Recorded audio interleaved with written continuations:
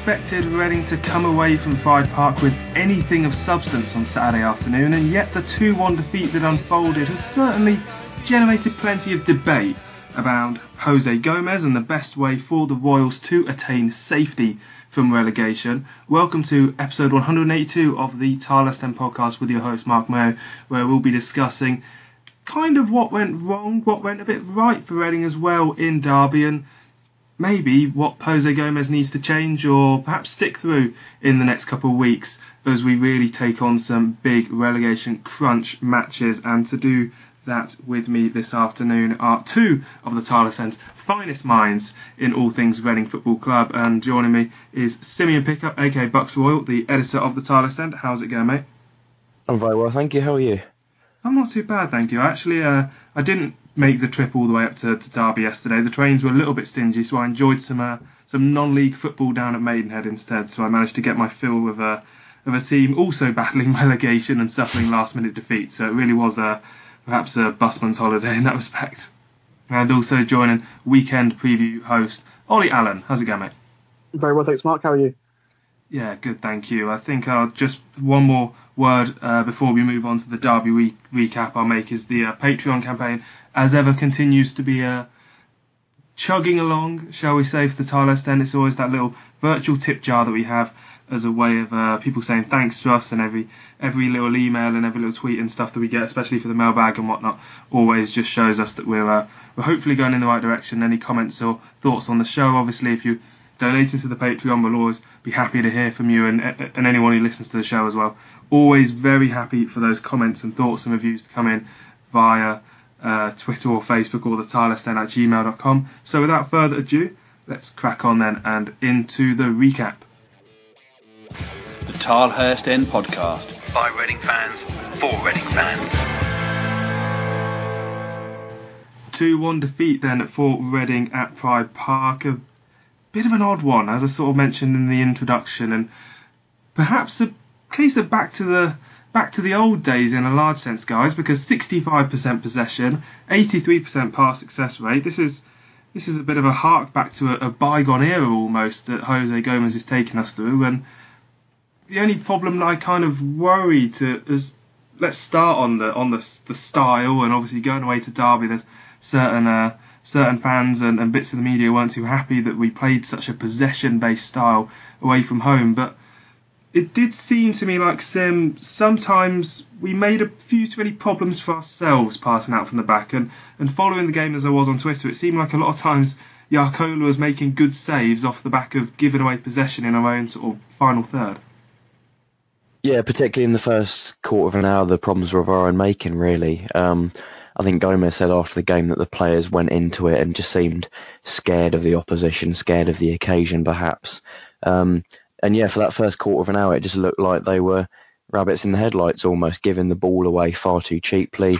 Yarkola and Olly in particular both playing some really sloppy passes that Derby perhaps should have capitalised on a bit more than they did. But although the style it's difficult to get right away from home, when Reading looked at their best, it was because they got the style right in the second half. When they really started to dominate possession, get on the ball, knock it about a bit, that's when we looked most dangerous and most like we were about to get back into the game, really. It was more, for me, the problem was more the system wasn't being done properly in the first half rather than the actual system itself. There was a lack of confidence, a lack of proper belief that they could play the ball around properly in the first half, and that's what Derby capitalised on, and it's something that we've got to work on for the next game. I think it's fair enough almost for Reading these players not to be fully confident in the system just yet, and I suppose that's almost the question, Olly, isn't it? Is that going away to somewhere like Derby, are Reading good enough? More than anything is what I think is, are we good enough to actually go away and instill our mentality on a side of better players, as we all sort of can admit in Derby? But on the other hand, I don't think there's too much point in Jose Gomes creating a sort of couple game a season counter-attacking 5 at the back tactical system that we know he's not going to use ever at home. I mean, he's seldom going to use it away, because in the Championship you don't face that many good teams. It's a bit difficult to really find too much to criticise in trusting this system if he is really going to play it 100% of the time. No, not at all. I mean, I think this is only his 5th league game in charge, so he's still trying things out. He's still getting used to, which players fit best in which positions. I mean, we went up to Old Trafford 2 weeks ago and played, possession style football. We dominated possession. We had much more of the ball than United did, and we're largely commended for it, and actually played very, very well for it. So I think, he had every right to go up to Derby and try that possession style of football. But I think you do make a good point about the confidence, because I think we saw under Jaap Stam when they played this possession sort of based football, is that when they were winning games and when they were confident, that's when it worked really, really well, because they were happy to have the ball. They wanted the ball. They were creating options for their teammates. But then when it wasn't going so well, and when they started losing games, that's when they became nervous, and that's when they were sort of shying away from wanting the ball. So I think it's always going to be natural, when you have been on such a run as Reading have been on, with only 2 or so wins in 10, 15 games or whatever it is. But with wins, hopefully like the one last weekend, that will slowly but surely create confidence in this side, and they will want the ball. They will want to drive Reading on, and they will want to create options for their teammates as well. One of the things that we discussed last week on the show was Lewis Baker and Ovie Ejaria coming into the team as the only January addition so far. Lewis Baker made his full debut at Derby, but only lasted 46 minutes. I'm curious about this one, because I think this is a really interesting insight into Gomes, because Baker, as I say, only lasted 46 minutes, but he made a 94% pass success rate, the best of any player on the pitch for the game. So it's not like, as far as the stats say, he was giving the ball away a lot. But the fact that he moved Rinomhota to right back to allow for Baker to come in, maybe that's not so much a problem with putting Baker in, and the fact that it maybe should have been Bacuna sacrificed, in my opinion. I think if you're going to play Baker alongside Rinomhota, I think that's arguably a bit more sensible than Bacuna alongside Baker, because we all know that Leandro Bacuna is a bit limited, a bit inconsistent. We also all know that Rinomhota is a very talented midfielder. Putting him at right back, it just felt like a bit of a tactical. There's questions can be asked there, and I'd rather not Rinomhota be the one to be shoved out to right back when you're playing Bacuna in the centre as the one he trusts a bit more. That doesn't quite make sense to me. Yeah, it says a lot about Gomez's style of play for me, that he really wants to make sure there's someone in the middle that can knock the ball about a bit, dictate the play and create chances from a deeper position. And in someone like Lewis Baker, you got that kind of player. Somebody can come in and knock the ball about pretty well. And as you say, he had a really good pass completion rate, I think 94%. But yeah, it's always going to be tough for a player like that to come in their first start at somewhere like Derby in a really tough first half and to look impressive. Why do you think he got subbed after the first half then? I think they just wanted a tactical change, and he was the spare link, the spare part at that point, to be honest. At that point, they kind of brought John Swift back into a deeper position, which is something that Gomes has done a few times before. He put Aluko higher up the pitch. I don't think it's necessarily a really bad day for Lewis Baker. He's had a not particularly good first 45 minutes, but it wasn't that catastrophic either. He'll have better days than that. Perhaps when we're playing at home against a slightly weaker side, he'll be able to be more influential and create more from deep, as we know he's capable of, but it just wasn't quite right for him. And credit to Gomes, to be fair, for making a pretty quick substitution, because in previous times we've just left it far too long to change the game, to change the team and to try different ideas. But in his defence, he did recognise that Baker wasn't quite having the influence on the game that we'd want him to, and he changed it around pretty quickly. Yeah, I'm very happy to have a proactive manager rather than a reactive one. I certainly agree with you on that. Sticking with the Rinomhota point though, Olly, because it's difficult to know necessarily who the winners and losers of this are, because I think Rinomhota at right back, he can do a job. It's not his best position. He can fill in there, and he's filled in there pretty much most of the games that Gomes has been been in charge of now, so it perhaps isn't too much of a surprise to see him start there. On the one hand, it's excellent for Rinomhota because he's getting on the pitch no matter what, and Gomes clearly trusts him. He's an academy player, and we're all going to back that. On the other hand, it's terrible for Chris Gunter, who was on the bench. Tyler Blackett was not trusted to start with the add-on, moved over to left back. Where's your opinion on this, Lai? Because it's multi-layered, isn't it, really? Well, I mean, I think he had every right to start Lewis Baker. Obviously, he came on and played very well against Forest last weekend. I think Gomes himself said he wanted more of an offensive option in that midfield, and that's why he started Lewis Baker. So, but then at the same time, Bacuna played well last weekend as well. So he's effectively trying to get in all three of Baker, Bacuna, Rinomhota, and Swift as well. All four of them. And obviously, Swift started the game higher up the pitch. But yeah, I think obviously we've seen Rinomhota play at right back in the past. He played there at Old Trafford for a while and did very well. But yeah, I think certainly it doesn't bode well for Chris Gunter's Reading future. I think with him being a natural right back on the bench and an experienced right back at that as well. So yeah, I mean, whether Gomes sees a future for Chris Gunter at Reading, I'm not too sure. I think it was probably the right decision to take Omar Richards out of the side. He's not been terrible in recent weeks, but he's a little bit shaky for me, and perhaps isn't quite ready, to be starting in the Championship regularly. So that was the right decision for me. But then I suppose it's then a case of who do you bring in, whether he wants to bring in another left back as well. This transfer window, obviously, with the news that Jordan Lobita's out for the season as well. So we've seen Yiadon play there in the past, so it's obviously natural for him to move across to left back. But then I think the fact that he's played Rinomhota there over Chris Gunter says quite a lot, I think. Let's move towards the top end of the pitch then, and John Daddy Bodvarsson, taken off after the hour mark, struggled once again. No goals since September for Bodvarsson. I know he's had a lot of injury problems in that, but really shows how quickly he started the season and how he's tailed off quite considerably. Sim, why do you think he did struggle up at Derby? Was it a case of not having the service? Was it just not the sort of game for him? Or does he ultimately just not fit the Gomes style that ultimately we need to find someone who does?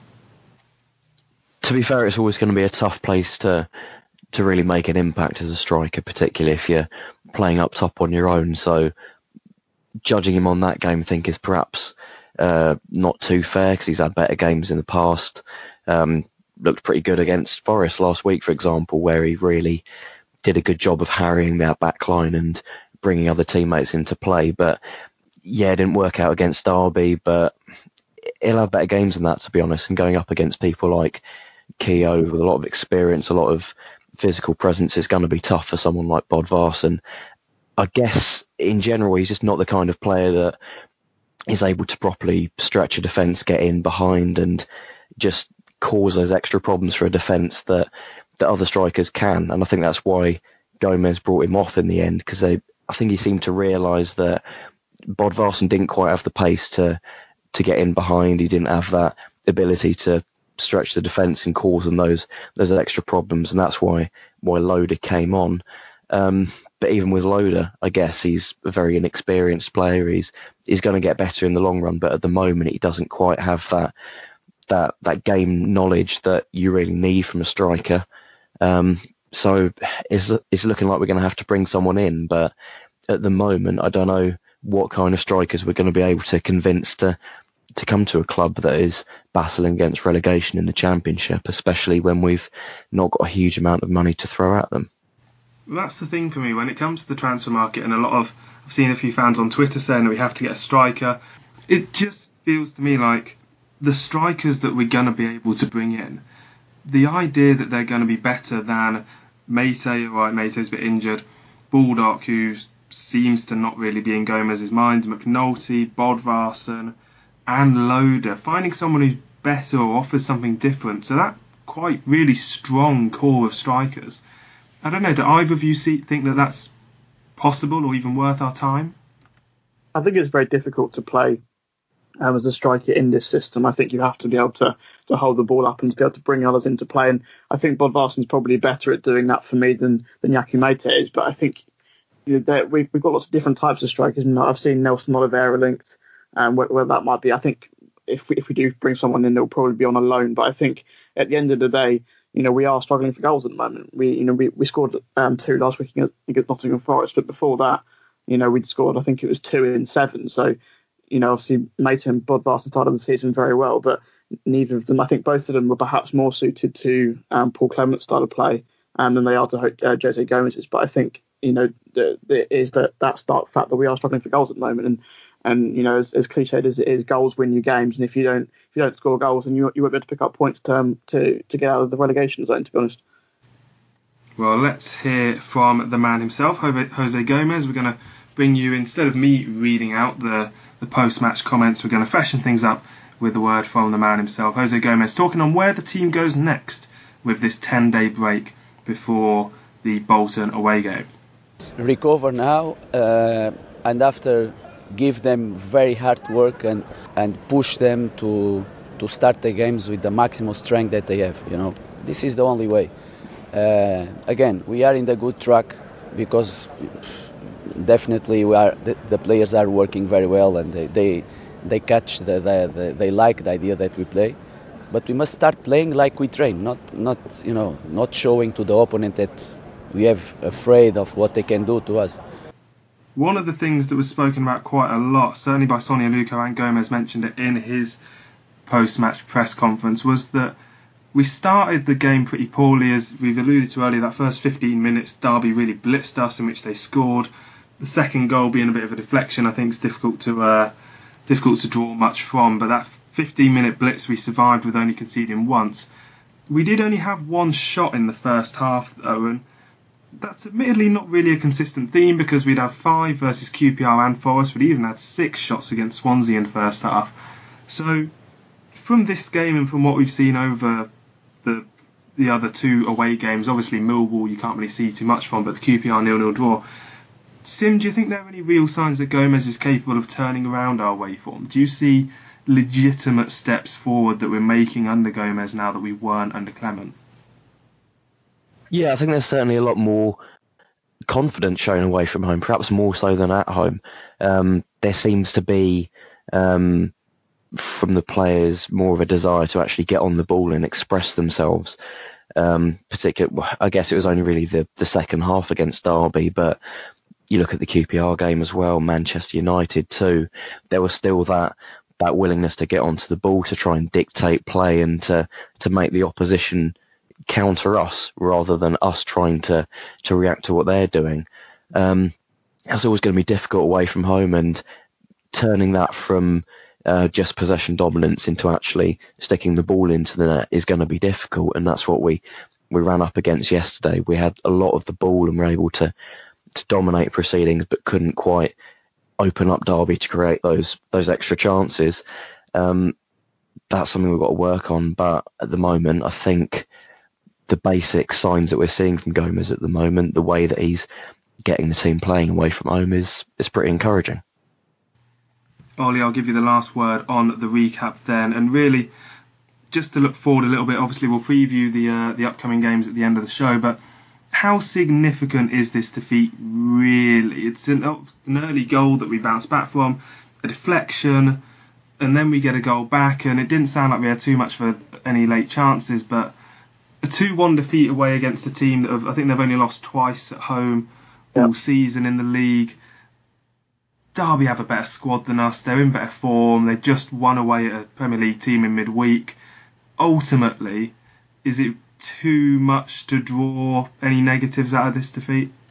Yeah, I think you said it there yourself. Derby have lost just twice all season, and Reading themselves have only won once away. So, I mean, I think to their credit, Reading, they didn't sort of get thrashed in this game. I think obviously conceding after 3 minutes, you might expect the worst. Obviously, against Swansea, we conceded very early on, and then obviously went on to lose 4-1. So I think it was to Reading's credit really that they didn't end up getting blown away by Derby, and obviously got that goal back themselves. So I think as long as we didn't have that sort of confidence, losing defeat, I think.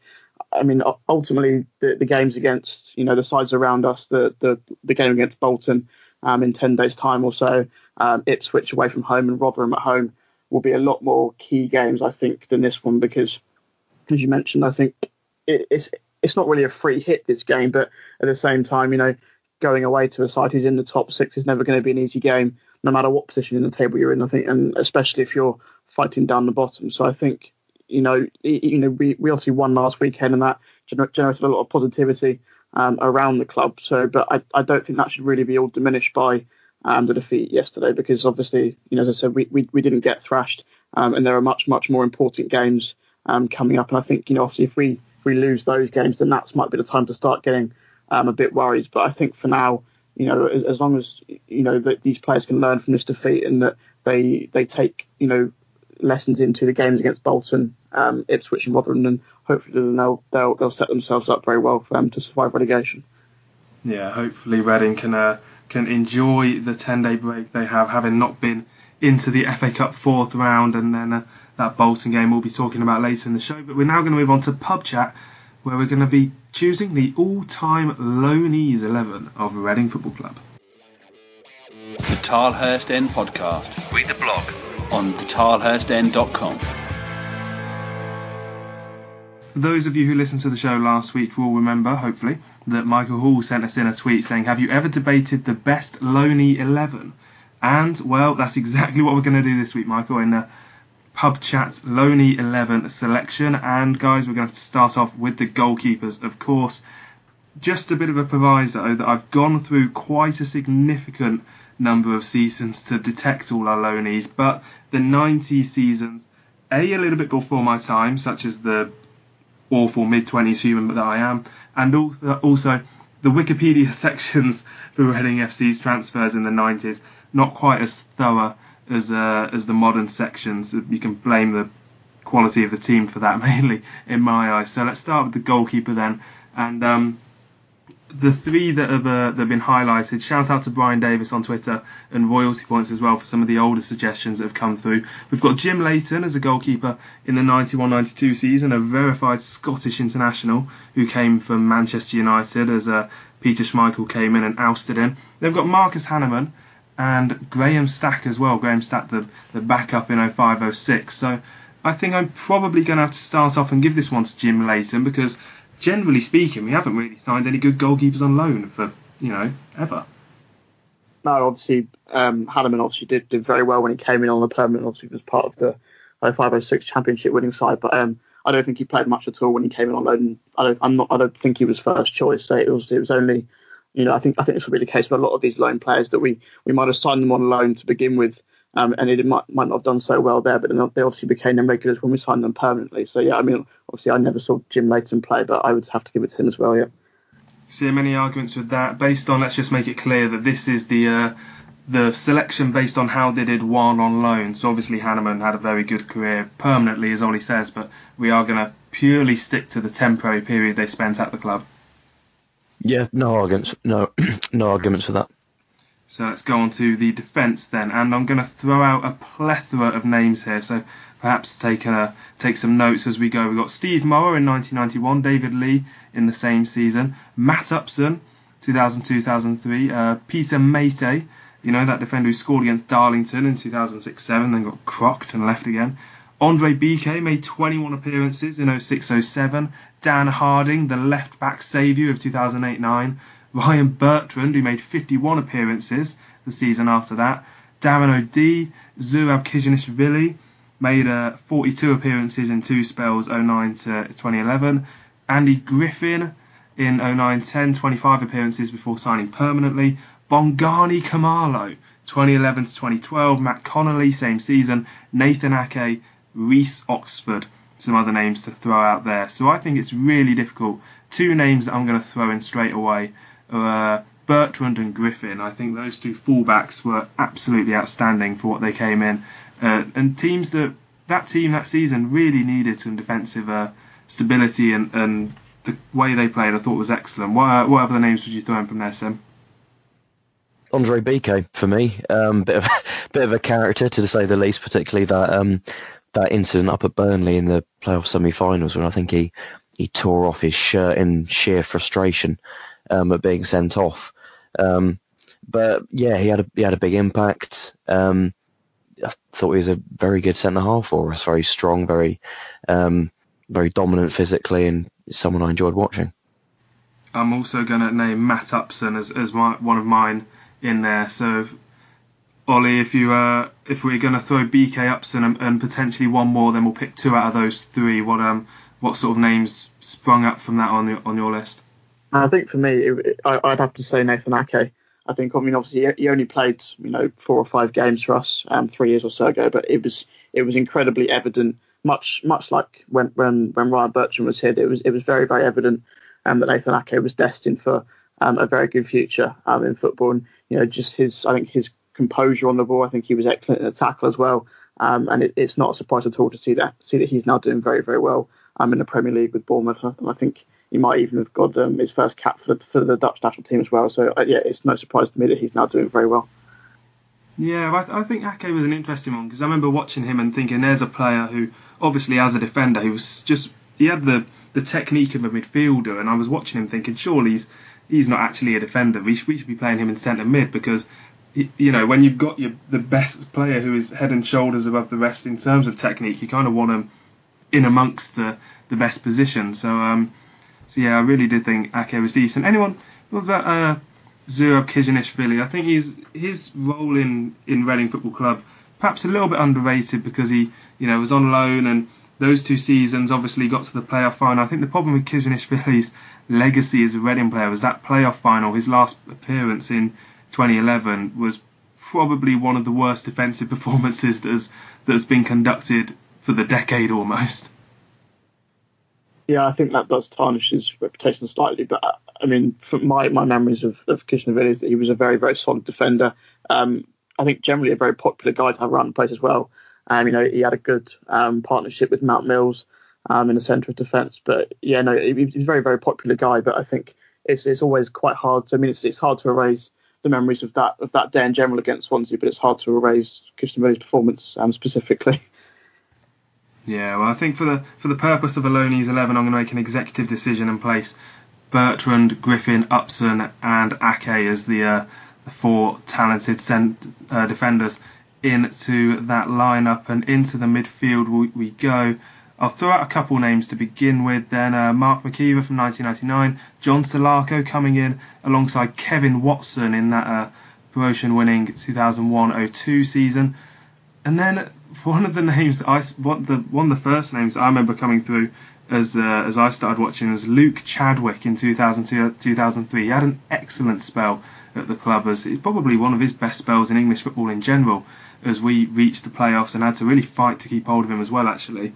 Glenn Little in 2003-2004 made only 6 appearances before later coming back into the team, obviously, as we all know. And Omar Daly, I don't know if either of you guys can remember Omar Daly, was a Jamaican winger who I think maybe it's just my youthful naivety got a bit excited by thinking that he was going to be quite flash and quite quick, but perhaps not the finished article. I think he ended up at Bradford. So of those early names, Sim, which do you think were potentials for this midfield?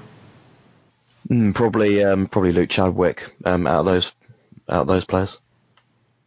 Yeah, I think Kevin Watson he's one that's also been recommended on Twitter. I think he's got a good shot at being in there. Depends how they match up against the other names I'm going to name, the more modern ones. Sekou Baraji, who came in 2005-06, who set up Brynjar Gunnarsson's winner in that title sort of deciding clash against Sheffield United. I think he only played that one game in the league. Michaele Ledgerwood made 29 appearances in 2010-11. Hayden Mullins with a very important late season run in 2012. Jamie Mackey is one that actually made a really big impact in 14-15, as did Nathaniel Chalobah, and then a couple other names to throw in of the slightly less renowned saw Alex Fernandez, Lucas Piazon, Ola John, and Jordan Much. So, Ollie, if you had to pick a 3 or 4 man midfield out of that selection, where would you be going?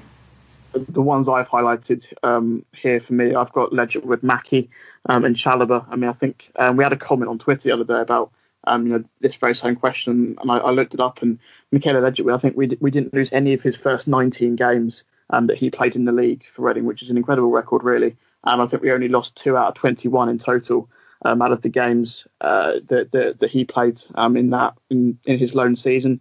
And obviously then did very well permanently as well.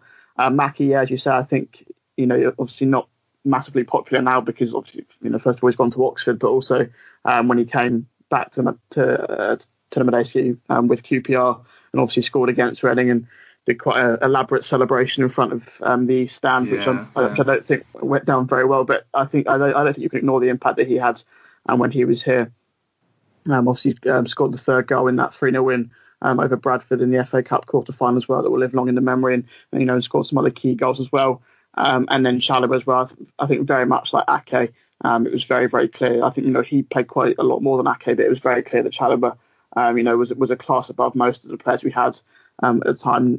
Played very well in the FA Cup semi-final as well. If I remember, Chalobah. So for me, three names from that midfield would probably be Ledgerwood, Mackie, and Chalobah from the more modern era, I suppose. I think I'm going to be slightly cheeky here and insist on a 5-man midfield because I've looked ahead at the strikers, and honestly, the strikers we've signed on loan have been just bad, I'm afraid. So in a 5-man midfield, I completely agree on Ledgerwood and Mackie. I think I'd throw in Chadwick and probably Kevin Watson in as well, because the impact they had certainly Kevin Watson at a very vital time in that season was so probably very underestimated in the football club and its history. Sim, where would you go on someone like Chalobah or Mullins, maybe again another player who came in on a really important time for the club and just helped guide it in the right direction? Yeah, Mullins was important for us at the end of that season. I know I don't think he scored a goal or anything. He didn't play a huge amount of games, but the injuries really started to pile up at the end of that season. We were playing, I think, Thomas Sifka and Hayden Mullins in midfield for some games, which wasn't ideal, but it helped us get over the line. And for a guy to come in midway through the season into a side that was already performing so well, for him to essentially keep up their work when someone as influential and as important as Jem Karachan was out injured, it reflects really well on him, to be honest. More recently than him, I would tentatively float Ola John. I know he's not a real star player. He was capable of going missing at the end of games quite often, but when he did turn it on, he had a really great technique and he was capable of scoring a really good goal or two. I remember that one up against Bolton from way far out, a really good technique, the kind of technique you don't usually see at Reading. Yeah, Ola John really fitting into that classic Reading category of talented players who just couldn't fully provide that potential on any consistent basis, sadly, at the club. I totally agree that goal at Bolton was a ridiculously good last-minute winner, and 9 times out of 10 probably would have ended up in the second tier at the Reebok. So let's move on to the attack then, and I think it is probably only going to be one, absolute maximum 2 names we're going to pick out of the ones that I found from here. Lloyd Owusu in 2003-04 scored 4 goals. Dave Kitson grabbed a couple in 2008-09 on his little comeback. There's Benica Phobie. Billy Sharp got a 2 in 10 in 13-14. Glenn Murray got 8 in 18 in 14-15. Mate Vidra scored 9 goals but in 36 appearances. Lewis Graben scored 3 in 19, and Chris Martin most recently in 17-18 he scored 1 goal in 10 appearances. And really, Ollie, there's some very good strikers in there, but not a lot of goals. I mean, it's incredible really when you look at those names, the likes of Billy Sharp, Mate Vidra, Lewis Graben, Chris Martin, who have all been fantastic championship strikers over the last 5 or 10 years, but, for seemingly every single club apart from Reading.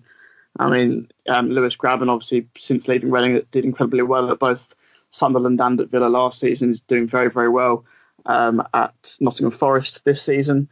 Mate Vidra has done incredibly well at Derby after leaving Reading from that one. Billy Sharp is obviously absolutely smashing them in for Sheffield United at the moment. I think I saw a stat the other day, something like he's got the most goals in the top 4 leagues of English football or something like that, just beating Jamie Curran over the last sort of 15 years. But yeah, I think the one for me from that one would have to be Glenn Murray. I genuinely think without Murray's goals in the first half of 14-15, we really could have gone down that season. I think it's hard to sort of understate the impact that he had. I mean, I know he scored, I think it was twice on his debut against Fulham, and just those goals, in the first half of that season, I think really did genuinely save our season. It was gutting to lose him in January. And obviously, he's done very well since with both Bournemouth and getting Brighton up to the top flight. And, I think he's probably 34, 35 now, but still bagging them in the Premier League. So, yeah, I think Glenn Murray, for me, had the biggest impact at Reading out of all of those options. Yeah, isn't it weird, Sim, that Glenn Murray and Simon Cox was arguably the last good strike partnership we've had at the club since, Jason Roberts and Noel Hunt is the only other one in the years before that really brings to mind. Like, it's a strange one to look back on and think that season was a year when we actually had, in the first 6 months anyway, a really good dynamic attack, and as Olly said, arguably saved us from going down. Yeah, absolutely. And for me, Murray is one of those players that I think of all the loan players that you just read out, he's one of the ones that you really want to keep, and you really would have been interested to see how he would have done if he'd stayed for the next couple of years, if we'd maybe had a bit more stability at the club and had a bit more money to hopefully bring him in on a permanent deal. If he'd maybe stayed for a couple of more years after that, perhaps we could have built up a little bit more and he would have been banging in the goals for us regularly as he's done for Brighton in the last couple of years. So really frustrating that we couldn't keep him any longer than we did, but he just had that great knack for just being in the right place at the right time. Really good finisher, really composed finisher, and we were talking earlier about having a striker who can play up top on his own and bring others into the game. Glenn Murray is exactly that kind of person that you want. He's got a huge threat both in terms of his all-round play and in terms of finishing. So what I'd give for someone like him in our current side. Glenn Murray, then, comfortable loanee striker of Reading FC history, and yeah, just compared to the likes of Vidra and Graben, you do wonder if Reading could have made all those click, then we might be in a very, very, very different position to what we're in now. But alas, here we are in the Championship relegation zone in our something natural habitat as it's come in the last 12 months. So we'll be moving on now to the next part of the show and the mailbag, where we'll be talking about team selection and all sorts more on the football club. Get social with the boys. Find them on Twitter at the Tilehurst End and facebook.com/the Tilehurst End. Thank you to everyone who continues to get in touch with the Twitter and Facebook, and also on the email, thetilehurstend@gmail.com. Speaking of which, Dajo87 has done just that and emailed us this week saying, last week on the podcast, Gomes was praised for consistency in team selection and tactics, leading to a settled midfield and defence. This was used in contrast to Clement, who was criticised for tinkering with the starting lineup and disrupting the team. If Clement had been in charge and made the change to the starting lineup that Gomes made against Derby, would certain fans have been as forgiving as they have for Gomes, who they like personally, and whose style of play they admire? Before the defence of Rinomhota has played right back before, there is a difference between a player filling in at right back for 45 minutes and starting there. I like Gomes too, but he's not immune from criticism, as some fans, including some who are involved in finding content for the Tilehurst End, seem to desperately want him to be. Now, this is a very interesting point, and I mean, it's not one I preempted deliberately earlier by talking about Rinomhota at right back, because it was genuinely a question I wanted to raise. But I mean, let's start with you, Sim. The point with Gomes perhaps being a bit immune from criticism, let's take that on its own and isolate that for a moment. Do you think this is something that actually is happening to begin with? And secondly, do you think it's perhaps natural for fans when a new manager is in, and as Dajo says here about the fact that a lot of fans seem to have taken to him personally always has an impact, but perhaps fans are right to give a new manager a little bit of time and a little bit of leeway to get things different, because at the end of the day he's only been in charge for 4 or 5 games. I wouldn't say he's completely immune to criticism, to be honest, because when he has got it wrong in his last couple of games, we have seen the criticism come out, particularly with that Rinomhota change. A lot of people did take to that quite badly after the game. But I think it's only fair, it's only right that if a manager comes in, he's going to have a couple of games, maybe up to maybe as many as 10 games, to be honest, to have a little bit of a honeymoon with the fans, to really just not have the pressure, to be honest, because it's not his side for the most part. Generally speaking, this is a team that has been seriously underperforming under Clement and Stam, and he's only had half a transfer window so far to go about changing that, and even then he doesn't have the funds to really change things a huge amount. So you can criticise him by all means, and I'd criticise his decision to put Rinomhota at right back. It was in hindsight, a needless change. I like the idea of bringing Baker in, but to reshuffle the defence and midfield to that extent wasn't quite right, and hopefully that's something that Jose Gomes learns from. But he is going to get things wrong this early on in his time at Reading, especially when he's not managed in England before and he's having to adapt himself. He is going to get things wrong, and we have to accept that. Olly, we have gone over our thoughts on Rinomhota at right back earlier in the show, so to move it on a little bit then, if he plays Rinomhota at right back at Bolton, will you sit there as the team sheet comes out and say, okay, fair enough, not too much reasons to change, or will you say, this is getting a bit, for the odd game, we can accept someone going back there and only criticise a bit, but if he persists with it, that might be going a bit too far? Yeah, I think I would be a bit disappointed. I think, especially considering, what happened at Derby. I think you would hope that he is, strong-minded enough to learn from that. I think, obviously, one thing that Stam was criticised for a fair amount was being quite stubborn, with his systems, and wasn't quite willing to change things. But, I don't get the sense that Gomes is that sort of person. But I think, we discussed the options that he's got at the back. He can bring Gunter in there. He can move Yedon back over to right back and play either Blackett or Richards there if he wants to. I mean, Thiago Ilori's even played at right back earlier in the season under Paul Clement and played very, very well there. So he has got options there. So I think, it would be foolish if he was to, keep Rinomhota there at right back. But I think, I think he would have gauged the reaction from yesterday. I know Tim Della, to his credit, Della, pushed Gomes quite well on the whole Rinomhota selection issue, and Gomes wasn't really that willing to answer, because I'm not actually sure he really had an answer as to why he played Rinomhota at right back. I mean, as I said earlier in the show, I felt it was probably justified in the fact that he wanted to bring a more offensive option into midfield with Lewis Baker. But I think, I would hope that he's learnt now that Rinomhota is best used in midfield. Yeah, I think my closing thoughts on this particular debate is that if Reading had no available fullbacks, then you can make a much better case for it. But Reading had Blackett and Richards and Gunter on the bench, and if Gomes doesn't want to use any of them, then he should, they should be on the transfer list or something else. But at the end of the day, if you're moving your right back to left back and your centre mid to right back while having three fullbacks on the bench, that is something that I'm not a fan of, let's put it that way. And similarly, Dan Wimbush sends in a question saying, do you mind managers tinkering in games when we're not expected to win? One of the games that I'd link that kind of back to, Sim, is when Paul Clement took us into the game at West Brom earlier in the season in a kind of 3-4-3, I guess kind of matching up to West Brom is what he was trying to do. And Reading played very well for the first half, but ended up getting beat 4-1. Do you mind, the general question, do you mind managers tinkering in games we're not expected to win? Is it, as we were saying earlier, is Derby a little bit of a free hit for teams like Reading? Is it a game when you expect tactical deviations, or is it a good chance in your mind for the manager to say, this is going to be a day to really drill home on what we're meant to be good at, kind of what Gomes did do, and say, we're going to use this as an opportunity to build confidence in an existing system? I expect them to make tactical changes in any game, to be honest.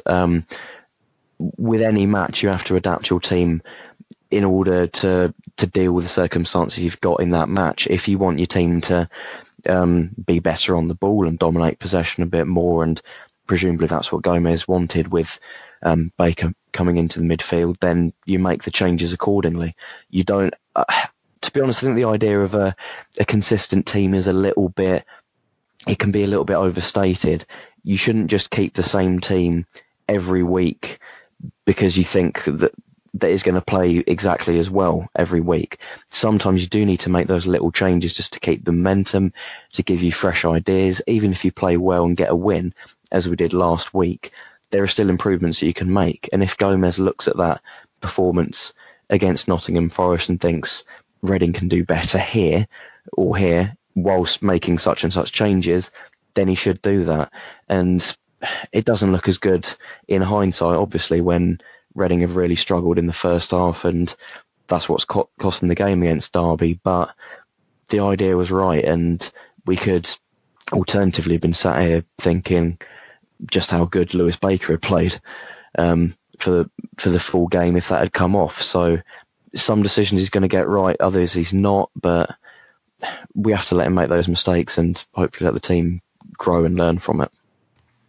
Yeah, and at the end of the day, I think we lost by a single goal, one of which was a deflection. So I don't think there's too much, even with the Rinomhota right-back argument, I don't think there's too much to criticise Gomes for after this game. And if we'd have been beaten 4-0 with the same performance, then I'd have said that we can criticise him because it's a results-based business, and the result wasn't too bad. It wasn't good, but it wasn't too bad. It could have been a lot worse for Reading on the weekend. And final question then comes from another friend of the show, Steve Curtis, aka Royal Hoops, who says, is it too soon for Danny Loader to be getting games?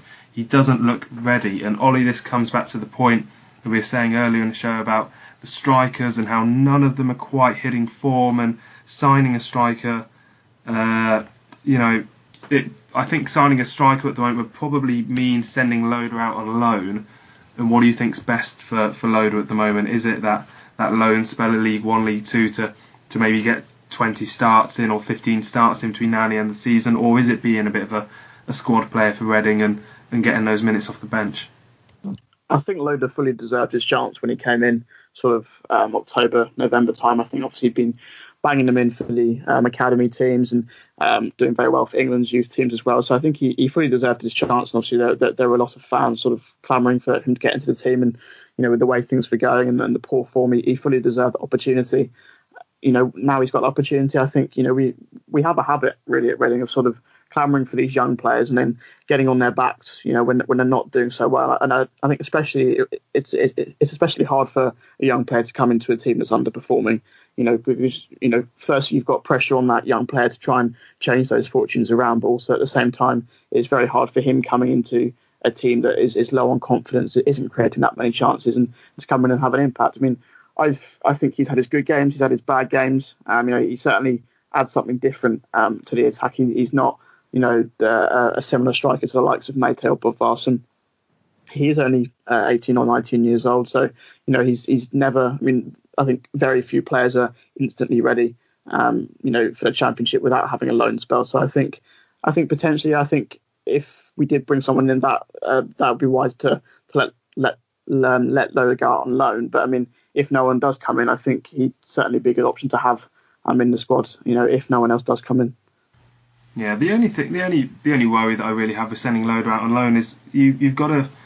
I think Gomes would be right to demand that he goes to a team with a similar philosophy. If you send him to a team that lumps it up to 6'5" strikers, that's not what he is. Maybe you can feed off the knockdowns, but you've got to make use of him. And he is clearly a technical player. He is clearly someone who likes to play in the possession sort of mould, and finding that team that can fulfil that and fulfil it properly in the lower leagues is difficult. So for now, I think we're just about finding the right solution with him. The thing is with a striker, and I suppose this is a pretty obvious point, but if he was coming into a team that was scoring goals for fun, then he probably would find it a lot easier to score goals for fun. But alas, that's not the case, and that's just how it is. So we'll track how Danny Loader gets on in the next few weeks, and the transfer window, of course, which is slowly coming to an end. And I think Reading won't even be playing again. Actually, yeah, we've got one more game we'll be playing until the transfer window comes to a close. That's Bolton on the 29th of January, that Tuesday night trip to Lancashire, and a couple other games we'll be focusing on in Any Other Business. The Tilehurst End podcast. Any Other Business. Right, let's look at the next three games then to round off this show. Bolton away, Aston Villa at home, and Sheffield Wednesday away. And Sim, let's start with that huge Bolton game. It feels, asking you the question, is it a must win, feels a bit redundant, because I think we all agree at the moment, before you kick a ball, I think it has to be considered a must win. But Sonny Aluko was the man who came off the bench. He's come off the bench a couple of times and looked quite good, scored against Derby. Do you think he has to start at Bolton now? Yeah, absolutely. He's coming into form now, and you really just want him to carry that on as much as possible. I think Reading have a little bit of a decision to make in that attacking three at the moment, the three that play behind Bodvarsson in the 4-2-3-1. We lack pace and movement when we play Ajaria, to be honest. He looked tidy on his debut against Nottingham Forest, but he doesn't have that pace and movement to really get in behind the defence and to really stretch them. He did well in the build-up for Aluko's goal, but in the rest of the game he didn't get in behind, he didn't beat his man, really take him on and stretch the Derby defence as much as you want a wide player to do. And for me, bringing Sonny Aluko into that role, I know he's done well in the number 10 role quite centrally recently. For me, getting him into the side, and even if it means putting him out onto the right where he can cut in on his left, it's better to play him there than not at all and have him coming off the bench. Yeah, Gomes has mentioned about him playing on the wing and says he doesn't necessarily work hard enough to justify that role, which is something he doesn't, theoretically anyway. Gomes saying that he doesn't have to work as hard defensively when he plays in that number 10 role. And I understand your point about Jaya, but the fact that he won possession back for Aluko's goal kind of insinuates to me that he will stay in the team because he is doing that extra bit of pressing and stuff that Gomes wants. So, I mean, Ollie, is it worth... John Swift has been very good in that number 10 role for all intents and purposes last couple of weeks. Is it worth moving Swift around to fit Aluko in, or are you on Sim's side? Do you think that Aluko should be playing down the wing? Oh, I would have Aluko in that number 10 role, to be honest. I think even before he came to Reading, I think a lot of people had said that that's his best position. I think he played very well there when he was up in Scotland with Rangers and with Aberdeen. And he's definitely playing some of his best football now. You know, whether that's because it's Jose Gomes or whether that's because he's playing in the number 10 role. But I think, we saw yesterday, he accommodated both Swift and Aluko by moving Swift sort of deeper, which I think Swift is more than comfortable in. I think he's probably better as the number 10, but you can only have one number 10, of course. So, I would have Aluko in the number 10 role and then keep Ajaria out wide with probably Bacuna and Swift in the holding role, and then maybe either Mo Barrow or Gareth McCleary out on the wing probably. After that, Reading then have Aston Villa at home. Feels like a good time to play them, really. 1 win in 9. They've got, although they are a little bit more comfortable on the road, where they've won 3 of their last 6, and then Sheffield Wednesday away, which is going to be Steve Bruce's first home game in charge. They're kind of finding a bit of form now. Haven't lost at home. I think they've got 5 unbeaten at Hillsborough now. And I mean, final points on the next 3 games then, guys. Is it pretty much as good as we can really ask for in terms of form now? These next 3 games now, Sim, we'll start with you, are the point where we have to say, you know what, Gomes has had his bedding in period. He's clearly got a decent idea of his formation and his personnel. We'll have the transfer window sorted out in a couple weeks. This is it now. There's almost, after these 3 games, or for these 3 games, it's kind of a case of no more excuses. Yeah, absolutely. This is where he needs to start picking up points. If he doesn't do it in the next 3 games, or ones that they look like ones that Reading can win if they turn up and play well enough. If we can manage that, then we should hopefully get the points on the board. But it's about Gomes adapting and learning from what he's already seen in the first half a dozen games he's had at the club. If he can adapt from that and work out how to get Reading to start winning games, then we should be fine. But it's a big test for him. And Ollie, what do you think about the capability of Reading? Is there a genuine sense of confidence for the next 3 games that we can go and, I mean, 6 points, I think we'd all agree have been absolutely fabulous. 5 points as well, probably be very decent. How confident are you really that we're going to be able to get that? I think I've been boosted by last week's win over Nottingham Forest. I think that's given the whole sort of club a bit of a lift they needed. They played all right yesterday. They, as I said earlier, they didn't go and get thrashed, so that's a positive. Look, every game in the Championship is going to be a difficult game, especially when you're, down at the bottom of the table. I mean, we haven't won 2 consecutive games in a row for well over a year. We've only won 1 away game all season, so it is important not to get ahead of ourselves and, take each game as it comes. And, Bolton are, they'll be seeing this game much as Reading will be seeing it.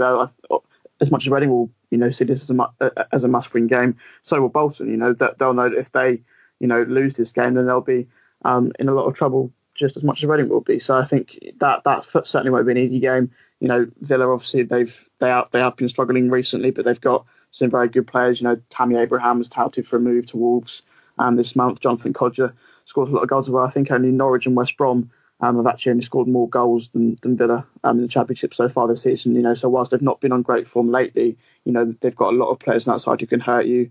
Sheffield Wednesday's a bit of a bizarre one, really, because obviously, I think Bruce has had his 2 assistants take charge of the last couple of games before he comes in. So it'll be interesting to see whether, that new manager bounce effect will really be in full effect, because obviously he's had the 2 guys in there coming in before him. But I would bite your hand off for 6 points, to be honest with you. I think it's probably the home games we've got to be looking at, especially. So I would rather, I think we've got a better chance maybe we should be getting something against Villa more than we should be against Sheffield Wednesday. But that Bolton game on a Tuesday night as well will be, I think it might not be as key as perhaps the Rotherham game coming up, in a month or so's time. But, when you're in the position that Reading are in, the games you've got to win are the games that against teams around you. So, well, I won't press you for any predictions just now, because we have got a little bit of a break before the Bolton game, as I say, because we're not on FA Cup action on the weekend, and that also means that this show is most likely to return after the Aston Villa game, as we'll have a short sabbatical and a week off before coming back to talk about those 2 games. And Ollie, weekend preview, I presume at some point in between the Bolton and Villa games? So obviously there's no weekend game this coming weekend, so there'll be no show then. But there'll be a weekend preview. I'm looking ahead to the Aston Villa game in a fortnight's time. Excellent. So last word then for the episode of the show is going to the Prediction League, where a surprisingly positive amount of predictions for the Derby game meant that only Johnny Williams and Tom Crocker got the correct defeat prediction. And Tom Crocker, congratulations for the first correct scoreline as well. He said 2-1 for the first time. He's got the 3 points on the board, but alas, I believe he's still bottom of the table. So Tom, decent shout there, and the rest of us obviously clearly too positive at the moment, which can't be a bad thing about the club at the moment. So cheers, Sim, for popping on and discussing Reading this afternoon. It's quite right. Thanks for having me on. And thanks, Ollie. We'll be back with you in about just a week and a bit now. Indeed, yeah. Thanks very much, Mark. And thank you everyone for listening to this show. We'll be back in about a fortnight, which means we have a nice little time to sit back and watch the upsets on the weekend, and then we get back into some really big business into the next 3 games. Bolton away, Villa at home, and Sheffield Wednesday away. As I say, this really is the time now for the excuses and any sort of doubts around Jose Gomes and anything to go away, and this is all about the results from here on in. And who knows, maybe the next time we reconvene for this podcast, we'll have a few new signings to discuss as well, and some new strikers to fire us to safety. Come on, you arse.